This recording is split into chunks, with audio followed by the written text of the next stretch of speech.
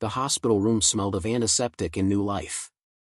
Chen lay in the recovery bed, her body exhausted from the emergency C-section that had brought 3 tiny humans into the world just 40 minutes ago. Triplets. 2 boys and a girl. Perfect, despite arriving 5 weeks early. She could hear them in the nursery next door, small, mewling sounds that made her heart ache with a love so fierce it frightened her. The epidural was wearing off, sensation returning to her legs and painful pins and needles, but the physical discomfort was nothing compared to the cold dread settling in her stomach as she watched her husband Marcus pace the room like a caged animal. "This is insane," Marcus muttered, his designer shoes clicking against the linoleum floor. 3 babies, Sarah. 3. Do you have any idea what this is going to cost? What this is going to do to our lives? Sarah's hand trembled as she reached for the cup of water on her bedside table. "We knew there were 3. We've known for 6 months. I said a lot of things." Marcus stopped pacing and turned to face her, his handsome features twisted with something that looked like disgust. "I said them when I thought we'd have 1 baby. Maybe 2. But 3? Sarah, I can't do this. I won't do this." The words hung in the air between them like poison. Sarah stared at the man she'd married 2 years ago, searching for any trace of the person who'd held her hand during that first ultrasound, who'd kissed her belly and talked about their future. But his dark eyes were cold now, calculating, and she recognized the expression from his business dealings, the look he got when he decided to cut his losses. "Marcus, what are you saying?" He pulled an envelope from his jacket pocket, cream-colored paper that looked expensive and official. "I'm saying I want a divorce. My attorney drew up the papers yesterday. All you need to do is sign." Sarah felt the world tilt beneath her. "Yesterday? While I was in labor? The timing is unfortunate, but necessary." Marcus set the envelope on her bedside table with the same care he used for everything, precise, controlled, utterly without emotion. "I've been thinking about this for months, Sarah. This marriage was a mistake. You were a mistake." The nurse who'd been checking Sarah's vitals gasped audibly. "Sir, your wife just had major surgery. She delivered 3 premature babies. This is completely inappropriate. Mind your own business," Marcus snapped. "This is between me and my wife." The nurse looked at Sarah with pity and fury warring in her expression, then quietly excused herself, probably to get security or a doctor or someone who could stop this nightmare from unfolding. Sarah's voice came out hollow. "Why? Why?" Marcus laughed, the sound sharp and bitter. "Look at yourself, Sarah. You've gained 60 pounds. You look like you're still pregnant even after delivering. You haven't worked in 8 months, you have no income, no prospects. And now you want me to support 3 babies that are going to drain every resource I have?" Each word was a scalpel, cutting precisely where it would hurt most. Sarah looked down at her body, at the hospital gown that couldn't hide the swollen belly that would take months to shrink, at the 4 in her arm and the compression socks on her feet. She looked exactly like what she was, a woman who'd just given birth to 3 children. "I thought you loved me," she whispered. "I thought I did too." Marcus moved toward the door, his movements suggesting he couldn't wait to escape. "But love isn't enough, Sarah. It never was. I need someone who can be a partner, not a burden. Someone who brings value to the relationship." "What about the babies? Your children?" Something flickered across Marcus's face, guilt, maybe, or regret, but it was gone so quickly Sarah might have imagined it. "We'll work out custody arrangements. Supervised visitations, probably.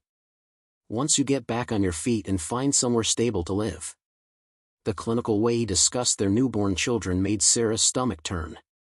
"I don't have anywhere to go, Marcus. My apartment lease ended when I moved in with you. You know this. Where am I supposed to take 3 premature babies? That's not my problem anymore."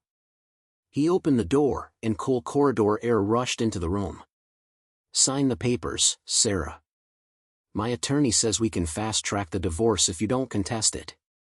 6 weeks, Maybe 8, and we can both move on with our lives. Marcus, please, oh, and one more thing. He paused in the doorway, his profile sharp against the fluorescent hallway lights. The house is in my name. The car is in my name. The bank accounts are in my name. You signed a prenup before we got married, remember?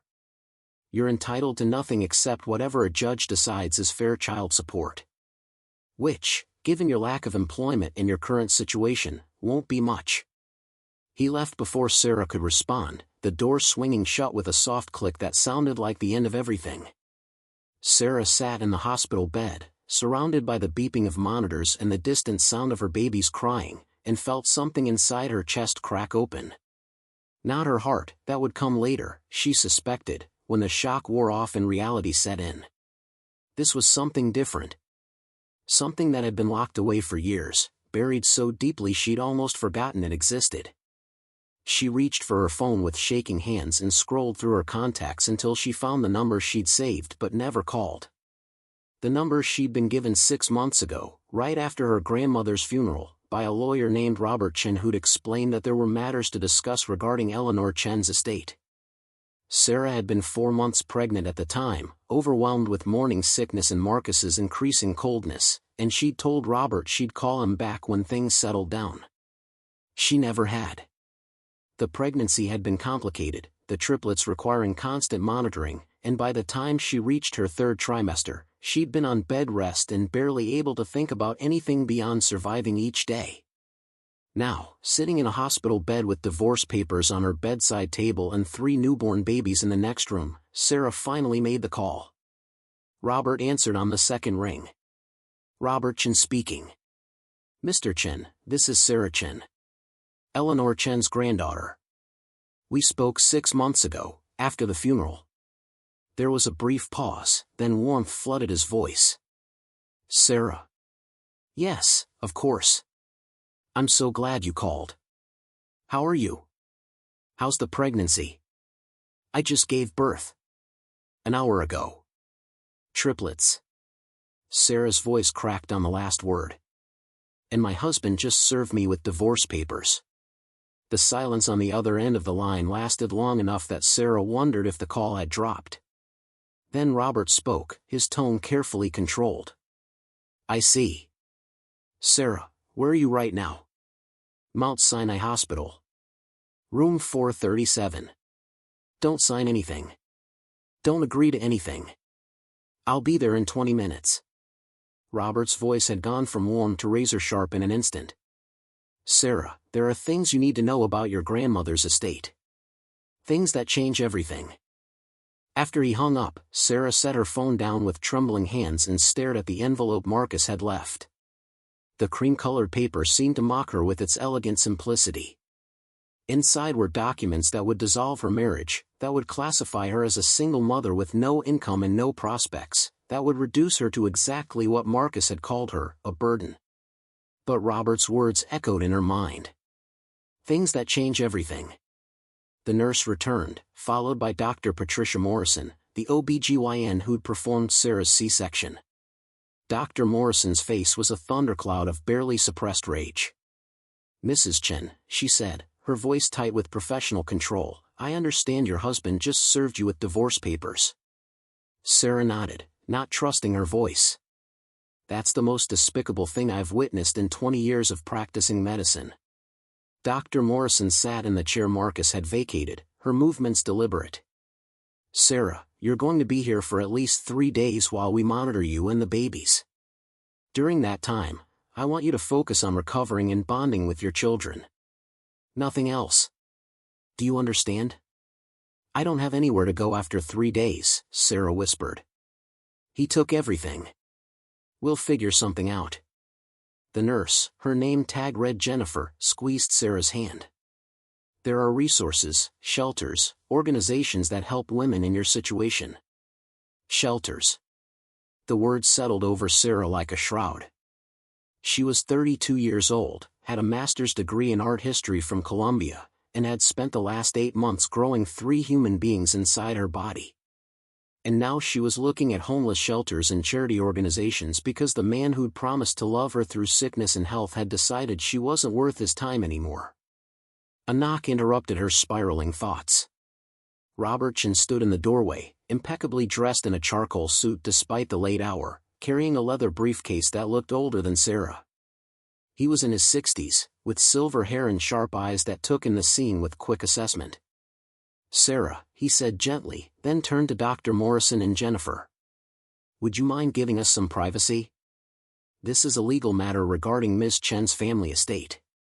After the doctor and nurse left, Robert pulled the chair closer to Sarah's bed and opened his briefcase. "First things first, how are you feeling physically?" "Like I just had 3 babies cut out of me while my husband destroyed my life." Sarah tried to smile, but it came out more like a grimace. "So, living the dream." Robert's expression softened. "Sarah, I'm going to tell you something that your grandmother made me promise to keep secret until after her death. She wanted you to live your own life, make your own choices, without the weight of her legacy influencing your decisions." He pulled out a folder thick with documents and set it on the bedside table, pushing aside Marcus's divorce papers. "Your grandmother, Eleanor Chen, was not the simple antique shop owner you knew. She was the CEO and primary shareholder of Chen Industries, a conglomerate that manufactures semiconductors, medical devices, and aerospace components." Sarah stared at him. "That's impossible. Grandmother lived in a 2-bedroom apartment in Chinatown. She worked in that little shop on Mott Street." "She did," Robert agreed. "Because Eleanor believed in living simply and giving back to her community. But she also believed in protecting her wealth for future generations. Specifically, for you." He opened the folder and showed Sarah the first document, a stock certificate. Chen Industries went public in 1989. Your grandmother retained 51% of shares, which she placed in a trust with very specific instructions. The trust was to be activated upon her death and transferred to her only grandchild when said grandchild either turned 35 or became a parent, whichever came first. The numbers on the stock certificate blurred as Sarah tried to process what she was seeing. "This says, $1,200,000,000, Robert finished. Give or take a few million depending on daily market fluctuations. Sarah, you're one of the wealthiest women in America. You just didn't know it until now." The room spun. Sarah gripped the bed rails, her knuckles white. "That's not possible. Grandmother never." Eleanor Chen came to this country with nothing in 1952. She worked 3 jobs to put herself through night school, invested wisely in emerging technologies, and built an empire so quietly that most people never knew her name. Robert's voice carried obvious respect and affection. "She was one of the most brilliant businesswomen I've ever known. And she wanted to make sure you had the freedom to choose your own path without the burden of wealth influencing every decision." Sarah thought about her grandmother, about the weekends spent in that little apartment where Eleanor taught her to make dumplings and told stories about old Shanghai. About the antique shop where Sarah had worked summers during college, learning to appraise jade and negotiate prices with tourists.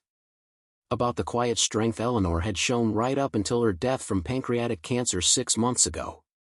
Why didn't she tell me? Because she wanted you to find love for yourself, not for her money. She wanted you to build a career based on your own talents and interests.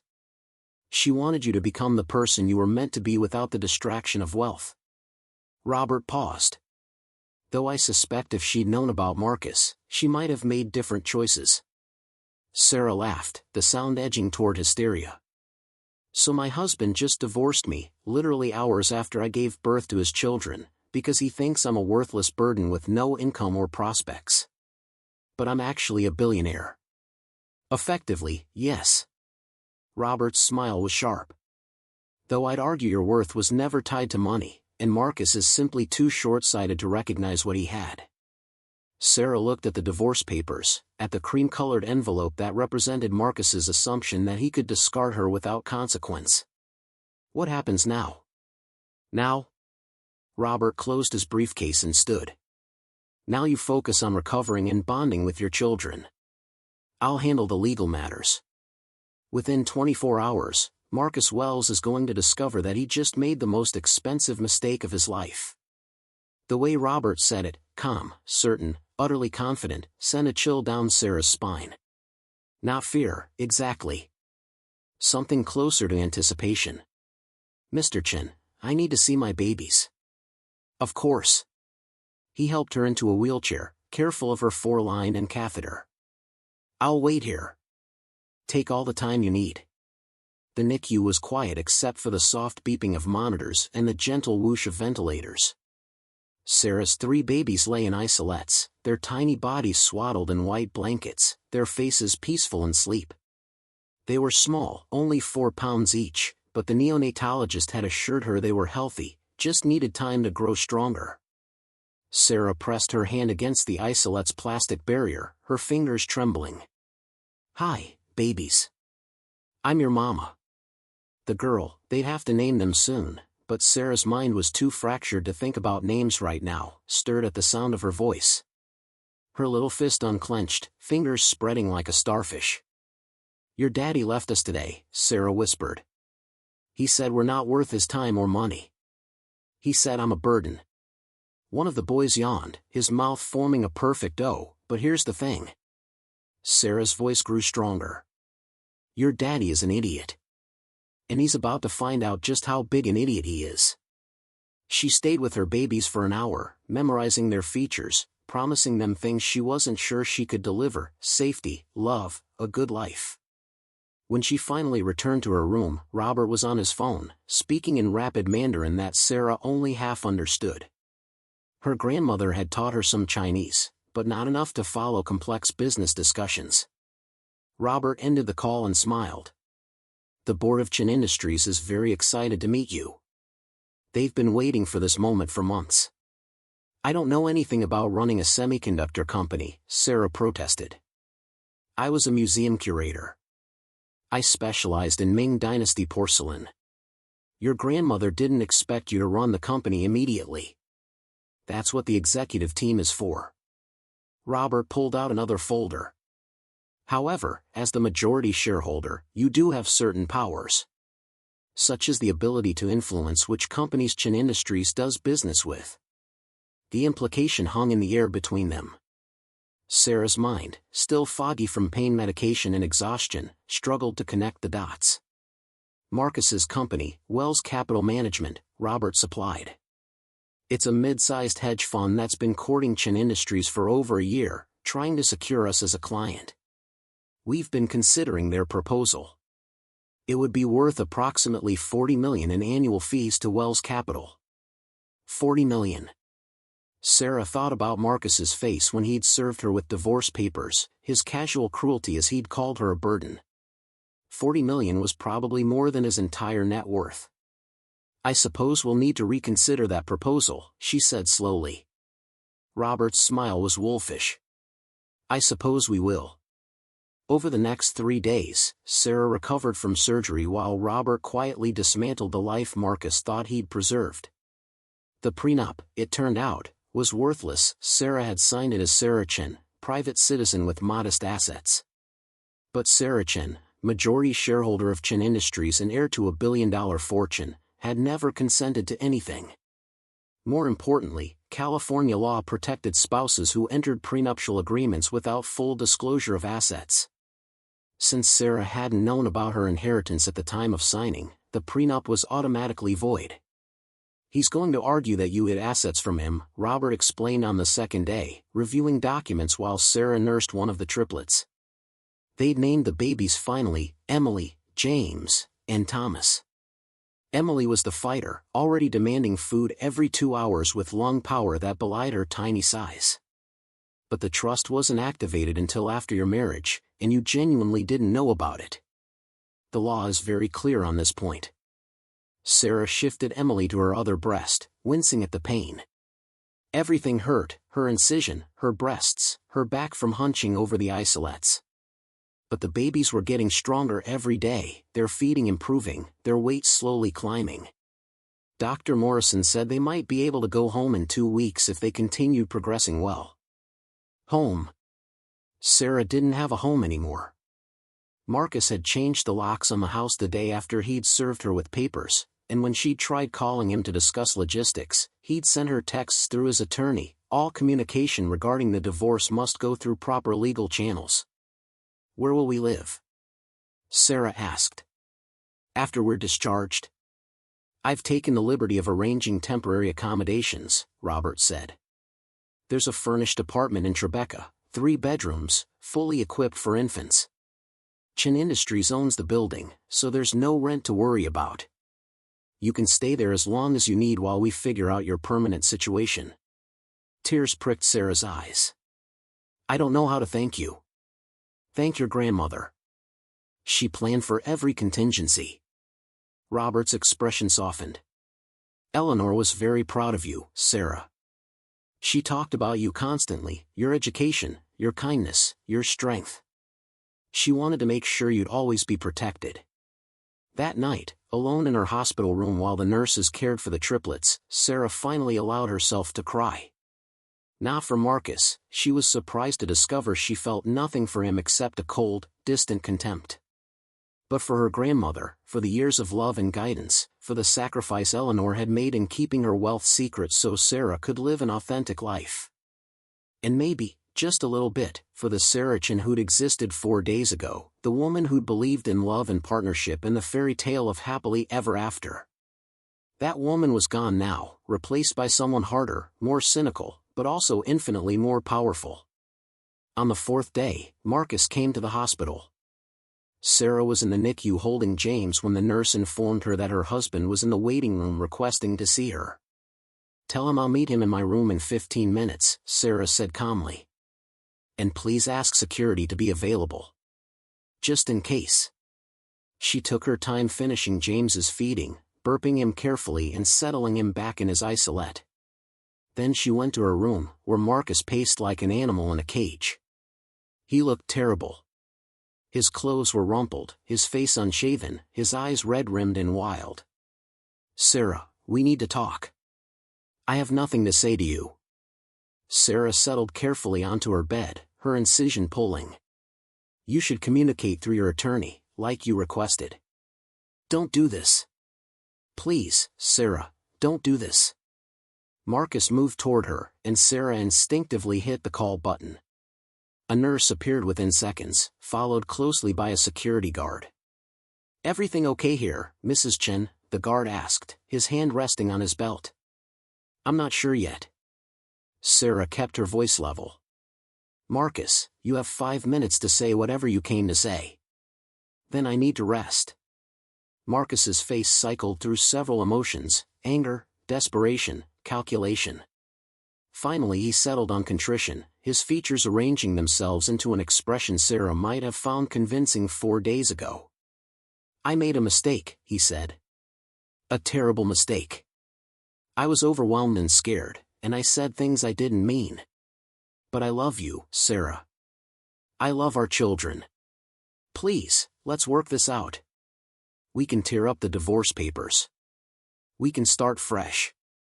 Sarah studied him with clinical detachment. "What changed?" "What? 4 days ago I was a burden you couldn't wait to be rid of. Today you love me and want to work things out. What changed?" She watched the calculation flicker across his face, watched him debate whether to tell the truth or continue lying. He chose lying. "I realized what's important. Family. Our children. The life we built together. Try again." Sarah's voice was ice. "And this time, be honest. Did someone perhaps inform you about my grandmother's estate?" The color drained from Marcus's face. "I don't know what you're talking about." "Chen Industries," Sarah said softly. "Does that ring any bells? Perhaps in connection with your firm's proposal to manage their investment portfolio? The proposal worth $40 million in annual fees that your partners have been so excited about?" Marcus's mouth opened and closed soundlessly. "Let me guess," Sarah continued. "Your partners contacted you yesterday. They told you that Chen Industries had suddenly withdrawn from negotiations, with no explanation except that it was a conflict of interest. And when you started asking questions, someone, maybe their attorney, maybe one of their executives, mentioned that the company is now majority owned by Sarah Chen. My name seemed familiar, so you did some research. And you discovered that your worthless burden of a wife is actually a billionaire. Sarah, I can explain. Explain what? That you divorced me because you thought I was poor? That you served me with papers hours after I gave birth because you assumed I had no resources to fight back? Sarah's voice remained calm, almost conversational, which made her words cut deeper. Explain how you plan to take custody of our children away from me because I had nowhere to live and no income? Explain how you thought you could discard me like trash and face no consequences? Marcus stumbled backward, his face ashen. It wasn't like that. I was confused, overwhelmed. You were perfectly clear 4 days ago. You said our marriage was a mistake. You said I was a mistake. You said you needed someone who brought value to the relationship. Sarah leaned forward slightly, ignoring the pain in her abdomen. Well, Marcus, I bring about $1.2 billion in value. Does that meet your standards? Sarah, please, get out. The words came out flat and final. Get out of this hospital. Get out of my life. The only time I want to hear from you is through attorneys discussing child support and supervised visitation. And Marcus? He turned at the door, hope flickering in his eyes like a dying candle. You're going to pay for every penny you would have gotten from Chen Industries, Sarah said. Every single penny. I'm going to make sure you understand exactly what you threw away when you decided I wasn't worth your time. After he left, Sarah sat in the silence of her hospital room and felt something settle in her chest. Not peace, exactly. But purpose. Clarity. The understanding that she'd been given a gift, not just her grandmother's fortune, but the gift of seeing Marcus's true nature before wasting more years on a man who only valued her for what she could provide. Robert appeared in the doorway, carrying takeout from the Thai restaurant Sarah loved. I heard we had a visitor. He knows, Sarah said simply. Yes. His partners called an emergency meeting after Chen Industries withdrew from negotiations. I believe there was quite a lot of shouting. Robert set out containers of pad thai and green curry. Marcus tried calling me yesterday, offering to work things out in a way that would be mutually beneficial. I told him all communication should go through my office. What happens now? Robert handed her chopsticks and a napkin. Now we build your life, Sarah. We set up trusts for the children, we establish security protocols, we introduce you to the board of Chen Industries, and we make sure you and your babies have everything you need. And Marcus? Marcus will face consequences for his choices. Community property laws mean he's entitled to some assets from your marriage, but given that he initiated divorce proceedings, committed adultery, and attempted to defraud you through a fraudulent prenup, his share will be considerably smaller than he expects. Robert's smile was sharp. I estimate he'll receive approximately $2 million. Which sounds like a lot, until you consider he gave up access to $1.2 billion. Sarah ate her pad thai slowly, savoring flavors that tasted like victory and new beginnings. Through the window, she could see New York City stretching out in all directions, millions of lights against the darkness. Somewhere in that city, Marcus was probably realizing the magnitude of his mistake. Somewhere, her babies were sleeping peacefully, unaware of the drama surrounding their birth. And somewhere, Eleanor Chen's spirit was probably laughing, proud of the granddaughter who'd learned that quiet strength and careful planning were always more powerful than loud cruelty and impulsive decisions. 2 weeks later, Sarah brought the triplets home to the Tribeca apartment Robert had arranged. It was beautiful, hardwood floors, floor-to-ceiling windows, a nursery already set up with 3 cribs and enough baby equipment to stock a small store. There was even a night nurse, Maria, who'd been hired to help Sarah adjust to life with 3 newborns. The divorce proceedings had begun, and Marcus was discovering that California judges took a very dim view of men who abandoned their wives immediately after childbirth.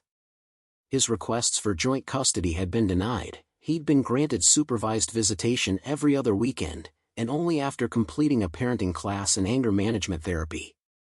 The child support payments had been calculated based on Sarah's assets, not Marcus's.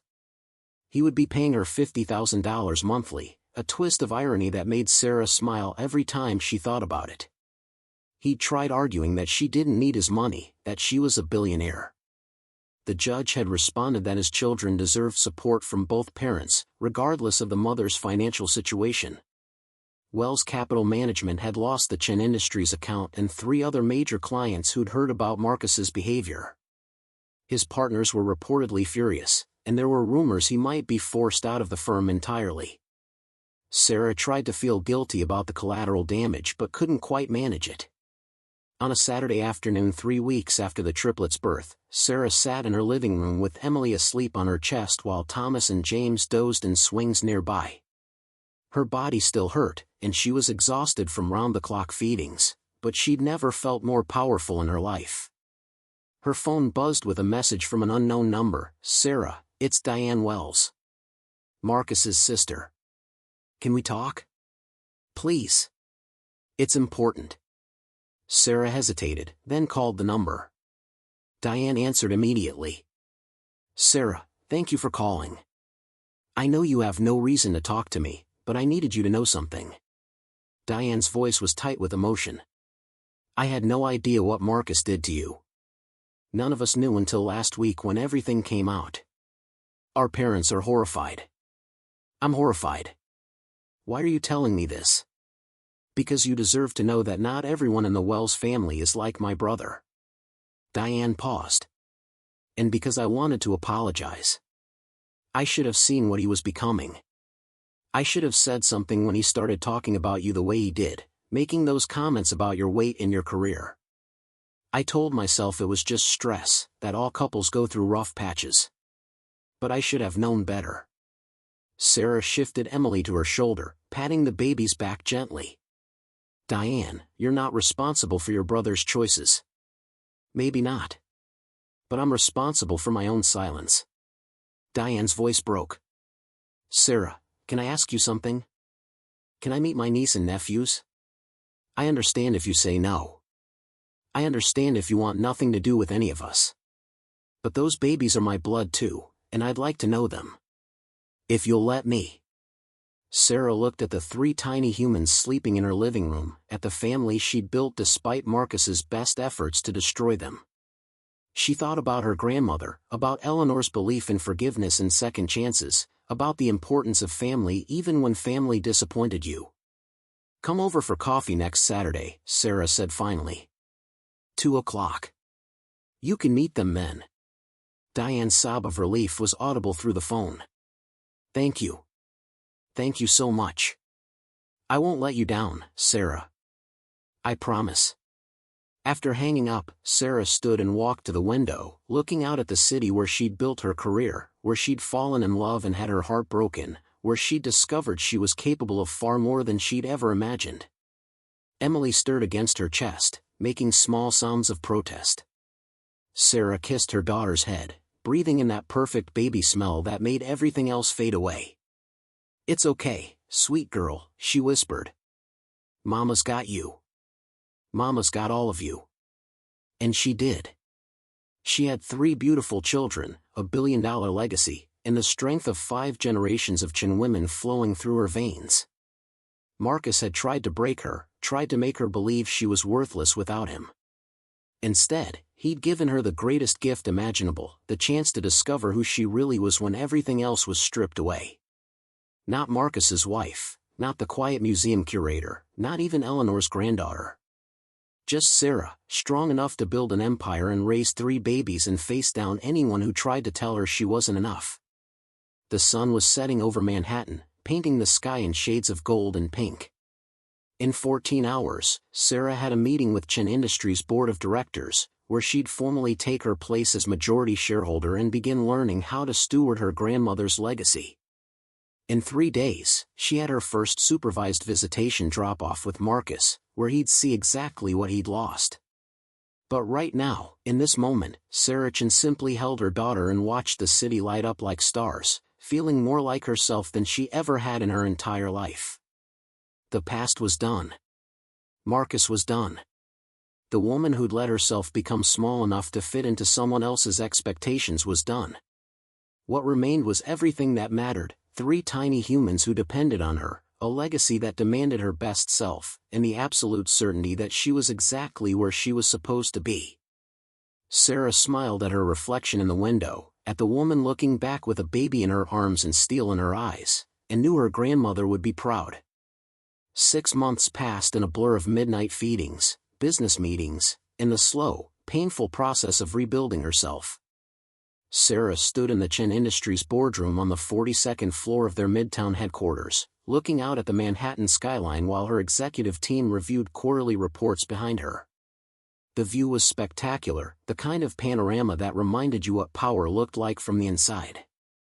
But Sarah's favorite view was still the one from her Tribeca apartment, where 3 6-month-old babies were currently being entertained by Maria and the new daytime nanny, Jennifer. Mrs. Chen? David Zhang, the CFO who'd worked with her grandmother for 20 years, cleared his throat gently. The Henderson acquisition? Sarah turned back to the table, where 11 executives waited for her decision on a $70 million purchase that would expand Chen Industries into the renewable energy sector. 6 months ago, she wouldn't have understood half the terminology in the briefing documents. Now, after countless hours of study and mentorship from her grandmother's trusted advisors, she could read a balance sheet like a novel. The technology is solid, she said, taking her seat at the head of the table, Eleanor's seat. But their manufacturing process isn't environmentally sustainable. I want them to commit to carbon neutrality within 3 years as a condition of acquisition. Non-negotiable. David nodded, making notes. That will reduce profitability in the short term. Yes. But it aligns with our values and positions us better for long-term growth as environmental regulations tighten. Sarah glanced around the table. My grandmother built this company on the principle that doing well and doing good aren't mutually exclusive. We're not abandoning that now. Margaret Liu, the VP of Operations who'd been skeptical of Sarah initially, smiled with what looked like genuine respect. Your grandmother would approve. I'll draft the revised terms. After the meeting, Sarah returned to her office, a corner space with the same view Eleanor had commanded for 40 years. Her grandmother's presence was everywhere, in the jade sculpture on the desk, in the calligraphy hanging on the walls, in the very bones of the company she'd built from nothing. Robert Chen appeared in the doorway, carrying his ever-present briefcase. You handled that well. David told me you pushed back on his timeline for the Henderson deal. His timeline prioritized speed over sustainability. We can afford to take 3 extra months if it means acquiring a company that shares our values. Sarah gestured to the chair across from her desk. What brings you by? Please don't tell me Marcus is causing problems again. Actually, it's good news. The divorce was finalized this morning. Robert pulled out documents and set them on her desk with obvious satisfaction.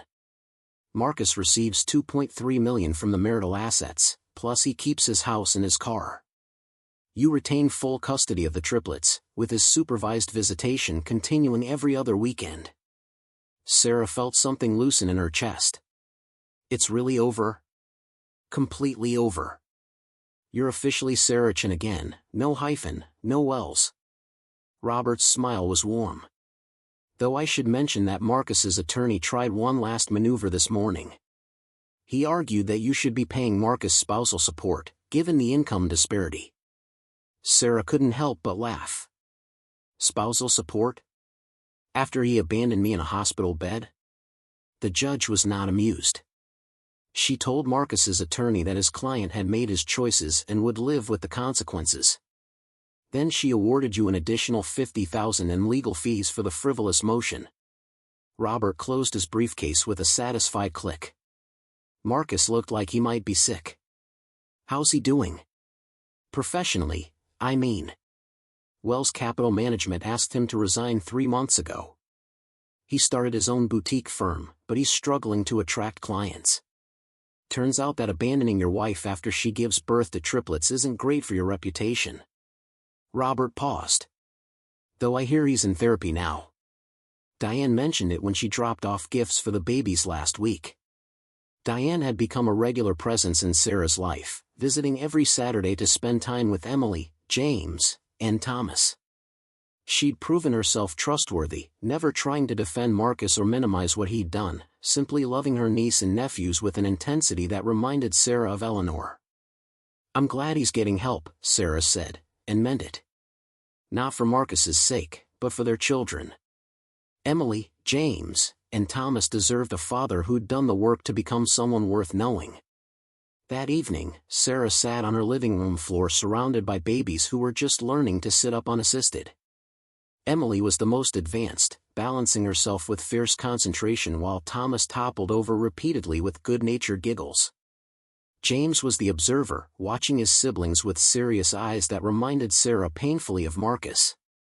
"Your daddy came to visitation today," Sarah told them, though they were too young to understand. "He brought toys. He read you books. He cried when it was time to leave." Marcus had been attending therapy 3 times a week and parenting classes every Saturday. His supervised visitation reports were positive. He was gentle with the babies, attentive, genuinely trying to be present. But Sarah couldn't forget the man who'd handed her divorce papers while her incision still bled, who'd looked at her with such contempt and called her a burden. "Maybe someday you'll have a relationship with him," she said softly, catching James before he toppled backward. "When you're older and he's proven himself. But right now, you're mine. My babies. My family." Her phone rang, a FaceTime call from an unknown number. Sarah almost declined, but something made her answer. A woman's face appeared on screen, beautiful and cold, with platinum blonde hair and sharp cheekbones. Sarah recognized her immediately from the photos Marcus's attorney had been forced to produce during discovery. "Hello, Sarah," Vanessa Morrison said. "I'm Marcus's girlfriend. Ex-girlfriend, actually. We broke up yesterday." Sarah sat up straighter, instinctively putting herself between her phone and the babies. "What do you want?" "I wanted to tell you that you were right about him." Vanessa's voice was bitter. "Marcus started dating me 2 months after you filed for divorce. He told me you were a gold digger who trapped him with an accidental pregnancy. He said you were unstable, vindictive, using the babies to punish him for wanting out of an unhappy marriage." Sarah's jaw clenched. "And you believed him?" "I did. Until yesterday, when I told him I was pregnant." Vanessa's laugh was sharp and ugly. "Want to guess what he said?" Sarah's stomach dropped. "No. He said he wasn't ready to be a father again. That 3 kids were already more than he could handle. That maybe I should consider my options." Vanessa's eyes glistened with tears. "Then I did some research. I found the court documents from your divorce. I read the depositions, the witness statements, the timeline. I saw what he did to you, Sarah. What he really did. Why are you telling me this? Because you deserve to know that Marcus hasn't changed. He's still the same selfish bastard who served you with papers in a hospital bed." Vanessa wiped her eyes angrily. "And because I wanted to apologize. I judged you without knowing the truth. I believed his lies because they made me feel special, chosen. I'm sorry." Sarah was quiet for a long moment, watching Emily grab Thomas's foot with sticky baby fingers. "What are you going to do?" "About the pregnancy? I'm keeping the baby. But not because of Marcus. Despite him." Vanessa's chin lifted. "I'm 34 years old, a cardiologist at Mount Sinai. I have the resources to raise a child alone. I don't need him, just like you didn't need him." "No," Sarah said slowly. "But our children will need their siblings." The implication hung between them. Vanessa's eyes widened. "You'd want them to know each other?" "They're half-siblings.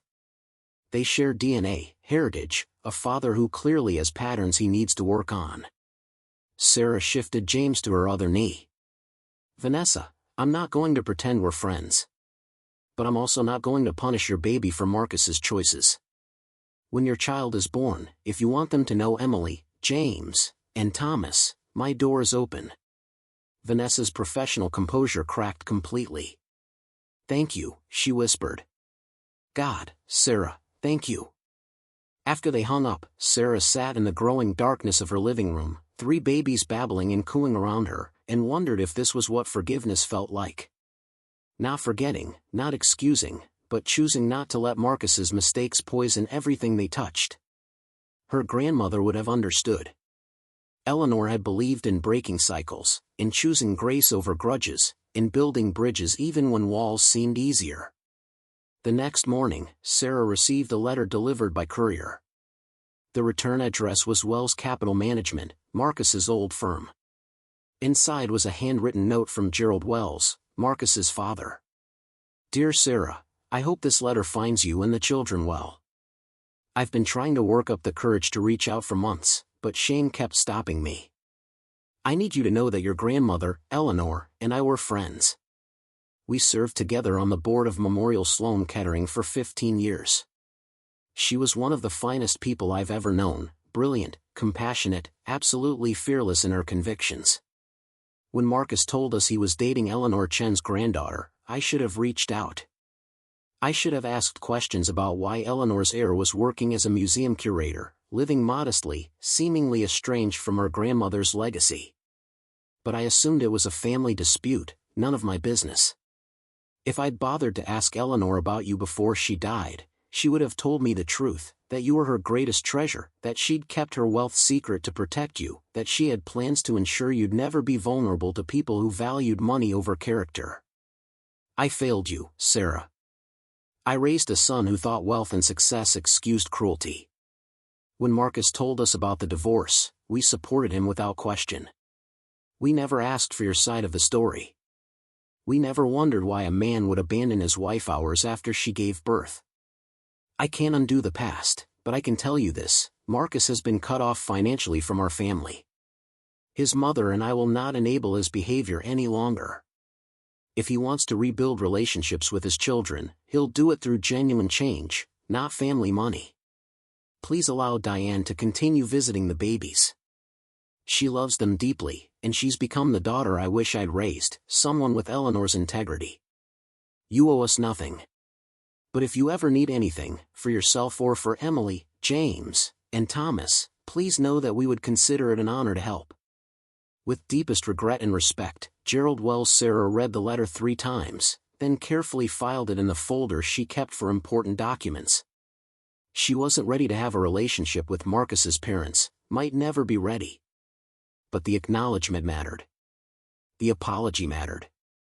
That afternoon, she had lunch with Rebecca Wu, her college roommate who'd flown in from San Francisco for a visit. They sat in a restaurant near Chen Industries headquarters, and Rebecca kept staring at Sarah like she was seeing a stranger. You're different, Rebecca said finally. Not bad different. Just more. More what? More everything. More confident, more powerful, more yourself. Rebecca sipped her wine. The old Sarah would have apologized for taking up space in a restaurant. This Sarah just commanded a table by existing. Sarah laughed, but she knew her friend was right. 6 months of running a billion-dollar company while raising triplets alone had burned away everything inessential. She'd learned to make decisions quickly, to trust her instincts, to stop apologizing for taking up space in rooms full of men who'd assumed she didn't belong. Marcus called me last week, Rebecca said carefully. He wanted to know if I'd talked to you about supervised visitation. He thinks it's humiliating, having a court-appointed monitor watch him parent his own children. What did you tell him? I told him that if he wanted to not be humiliated, he shouldn't have abandoned his wife in a hospital bed. Rebecca's eyes flashed with old anger. God, Sarah, I wanted to scream at him. I wanted to tell him exactly what I thought of men who value women based on their weight and bank accounts. But I just hung up. Thank you for not engaging. Sarah cut into her salmon. Marcus is on his own journey now. I hope he figures out how to be a decent father. But that's not my problem anymore. Are you dating? Rebecca asked suddenly.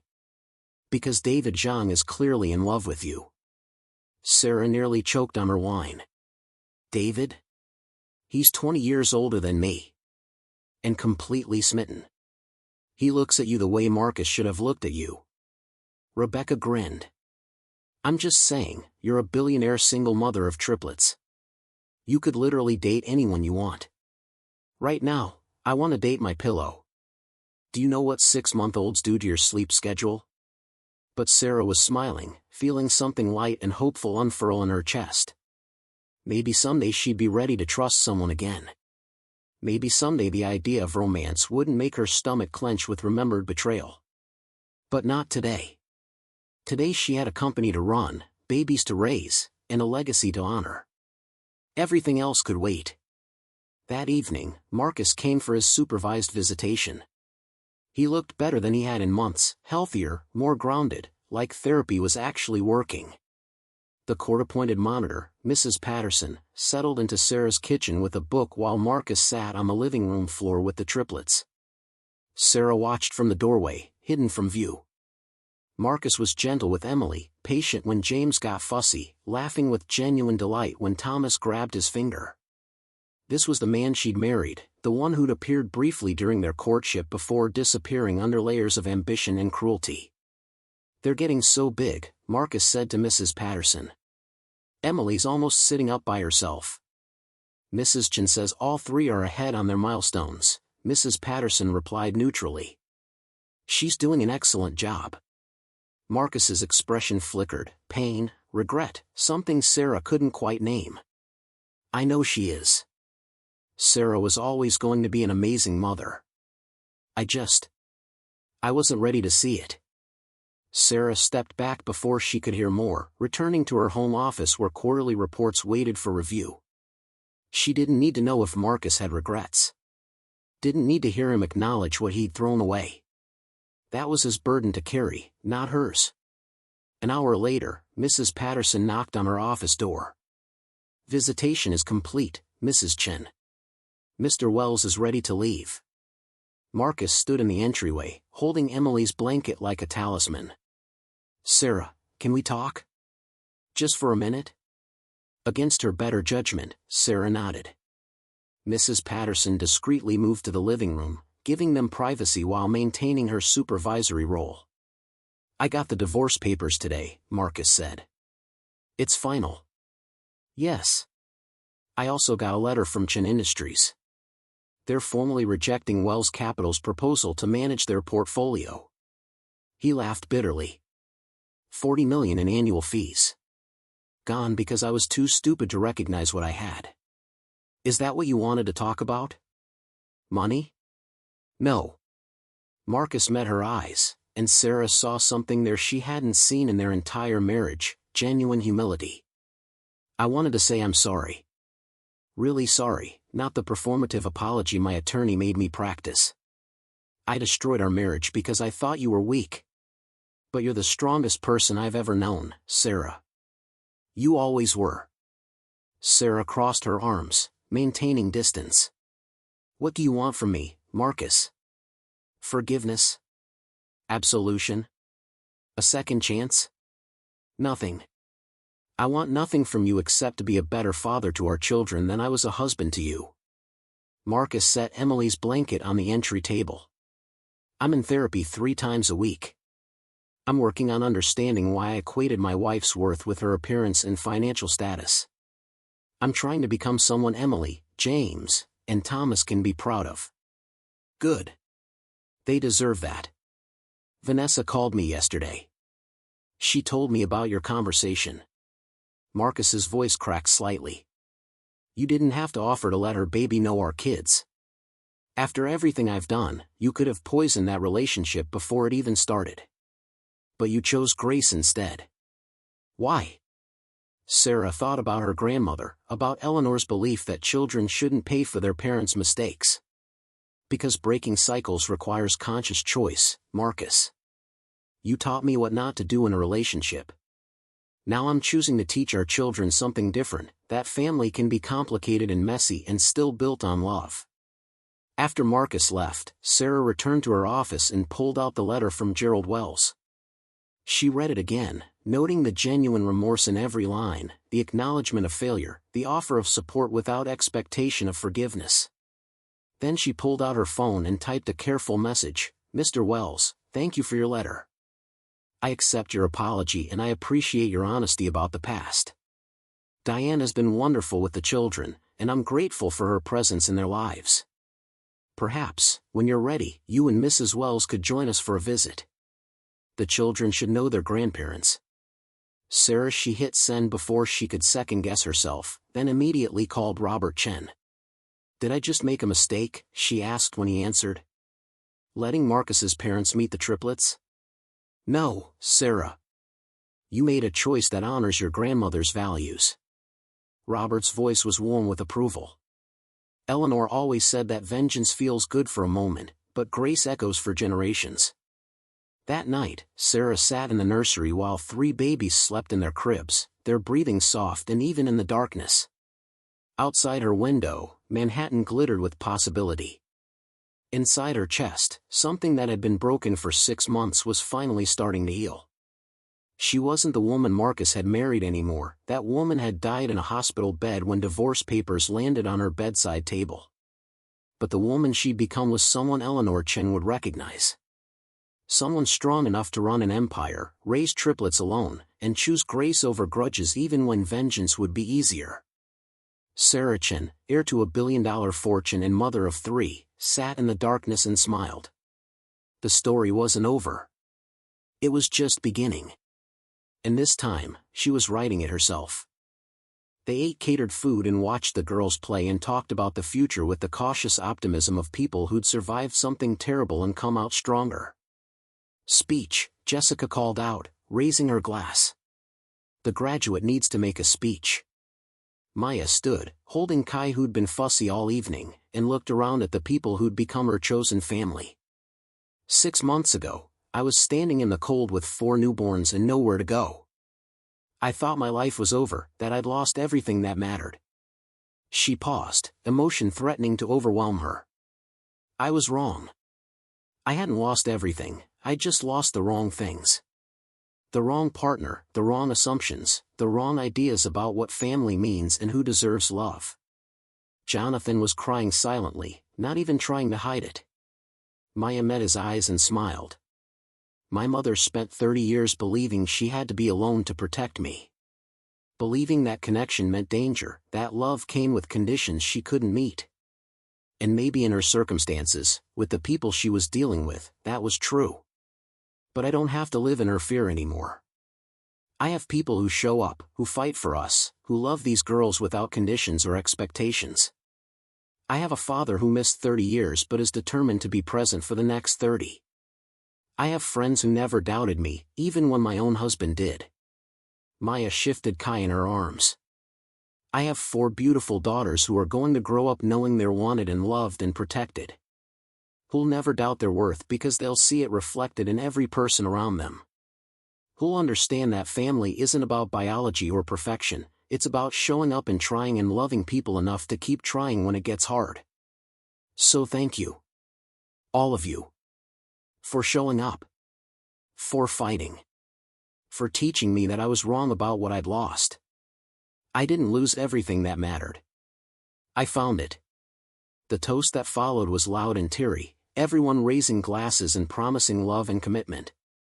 The girls, sensing the emotion in the room, started crying in sympathy, and suddenly everyone was laughing and passing babies and the moment transformed into chaos. Later that night, after the guests left and the girls were asleep in their new cribs, Maya stood in the nursery with Jonathan and just breathed. Thank you, she said quietly. For all of this. For finding me.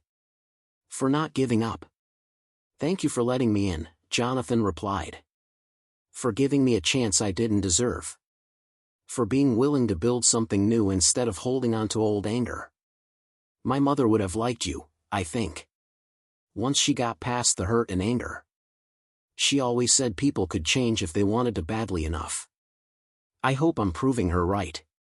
Jonathan looked at the 4 sleeping babies, his expression soft.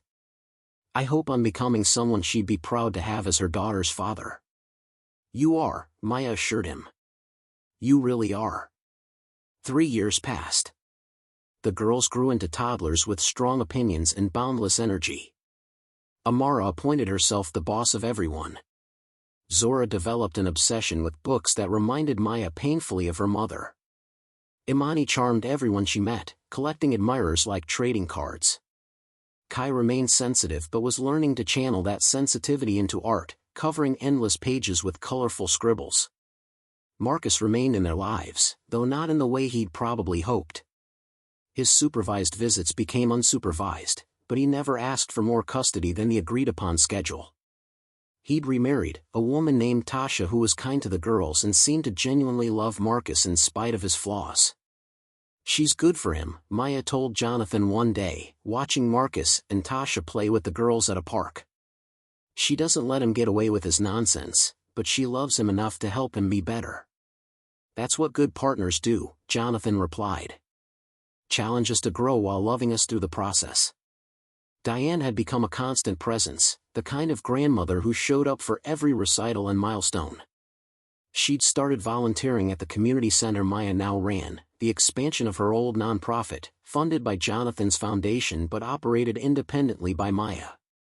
"You've built something remarkable," Diane told her one day, watching a group of single mothers attend a parenting class. "This place is changing lives." "That was always the goal," Maya replied. "My mom used to say that the system was designed to keep people trapped, so we had to build our own systems. Our own support networks." She sounds like she was an incredible woman. She was. Still is, in a way.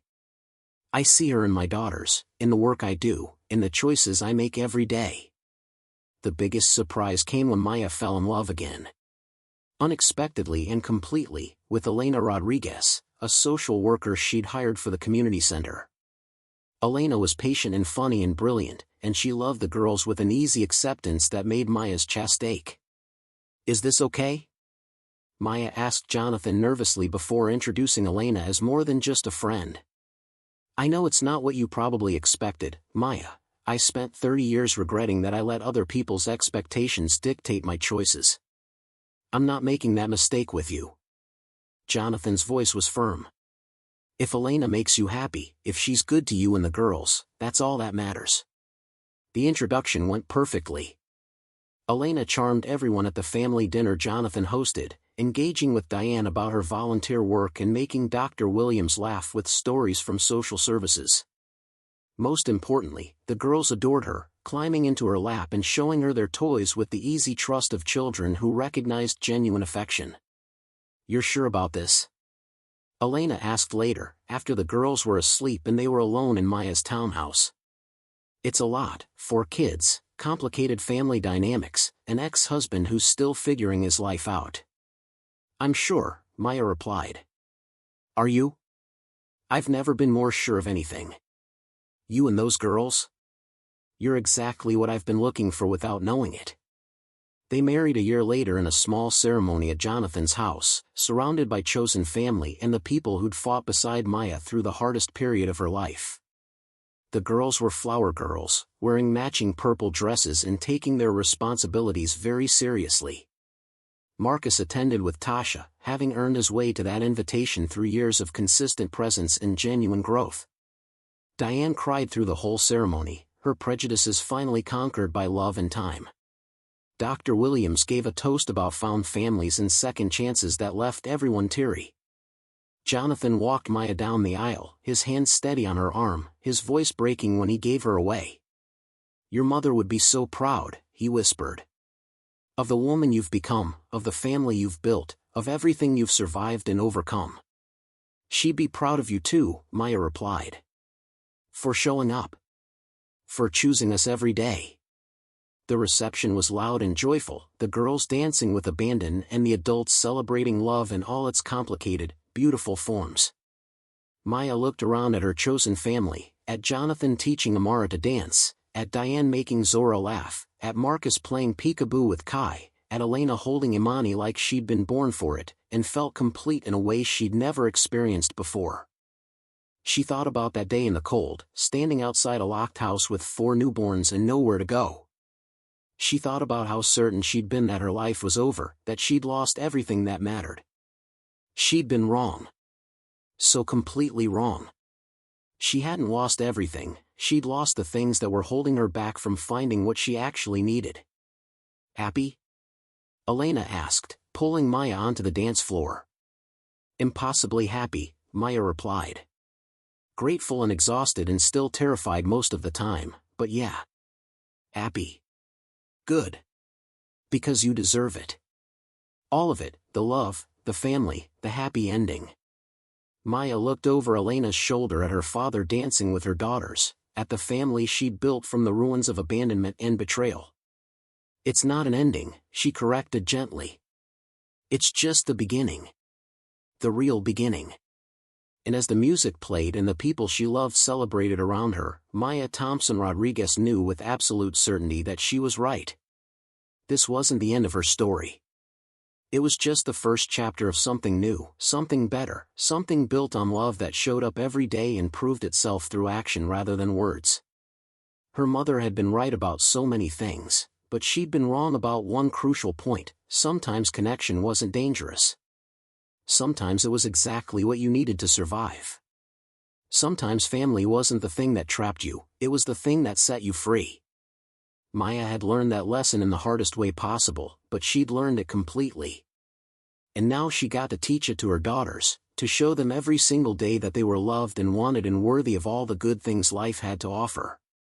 Marcus had tried to abandon them in the cold, had tried to erase them from his life like they'd never existed. Instead, he'd given Maya the push she needed to find her real family, to claim her real identity, to build the life she'd been afraid to imagine. She'd never be grateful for his cruelty.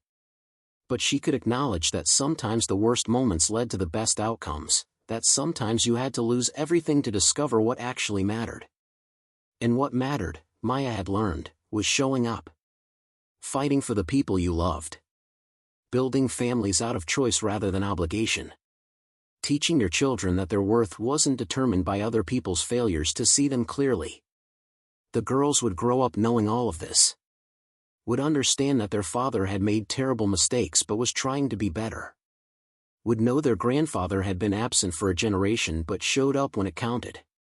Would recognize that family could be complicated and painful and still worth fighting for. They would be okay.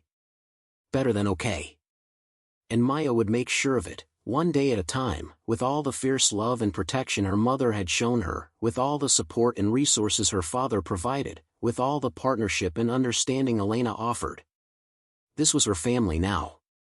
Imperfect and complicated and absolutely perfect in its imperfection. And Maya wouldn't change a single thing.